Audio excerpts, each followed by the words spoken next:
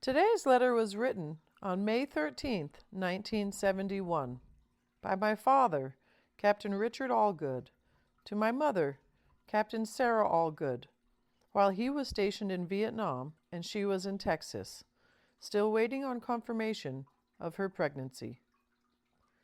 In this letter, my dad is catching up.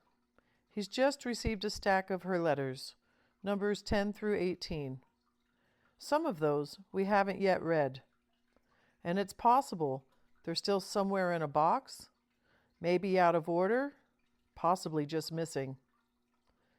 He writes with his usual mix of tenderness and blunt honesty, talking about surprise gifts he sent, a tape recorder he hopes will reach her soon, and his plans for R&R in Hawaii. He also reflects on their intimacy in ways that are sometimes hard for me to read as their daughter. But it's part of the story, and a reminder of how real their love was, their connection was. One thing I've always loved about these letters is how he calls her pretty girl, an affectionate nickname he used with people he loved the most, including me. It meant you were cherished, you were seen.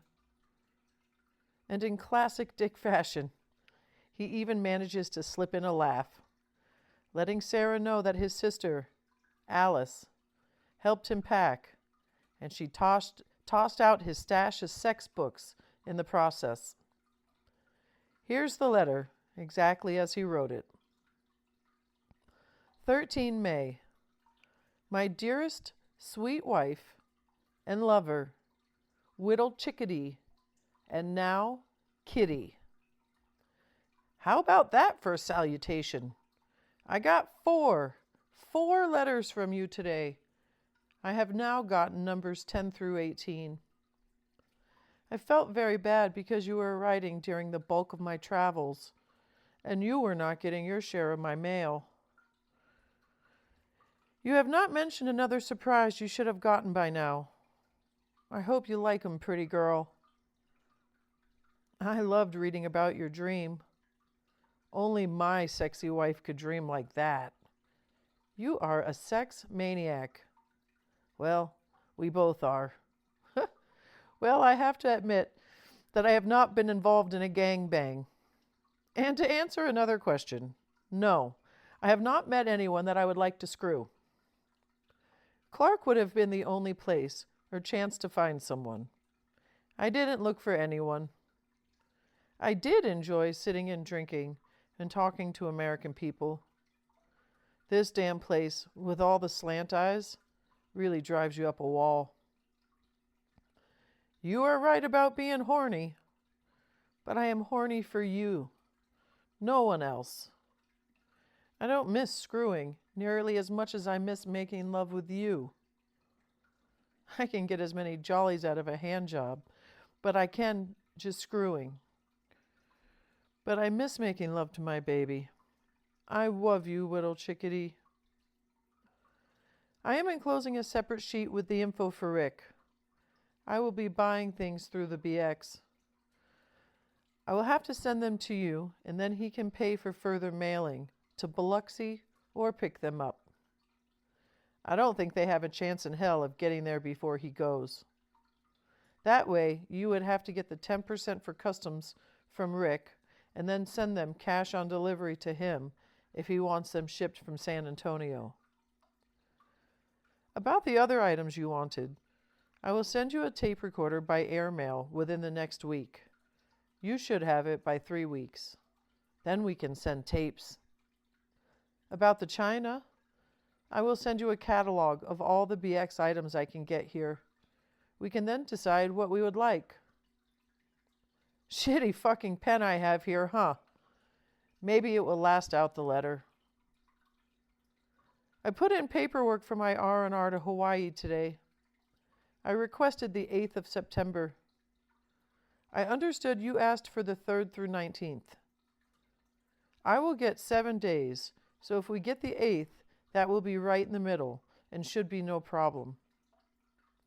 That will make the longest time apart in the beginning. After R&R, I will ask for 3 months leave later, then be home for good in 3 months. The Cameron Bay deal would be a bummer. If they really hurried up, it would be 30 to 60 days before you would leave the States, and that would mean you would be here 3 months after I rotate. It is a bummer, a shitty deal. We will be a lot better off with the original plan. Besides, in-country transportation and time off here is not so good. I'm sending a few booby cartoons. I thought they were good, me being a tit man and all. The sex books were thrown away because Alice packed for me. It was a last-minute thing. I love you, baby. Sleep warm. Love me. Always be my loving wife. Your lover, Dick. This letter is a reflection of the real, raw, and vulnerable kind of love that sustained my parents through months of separation during the Vietnam War.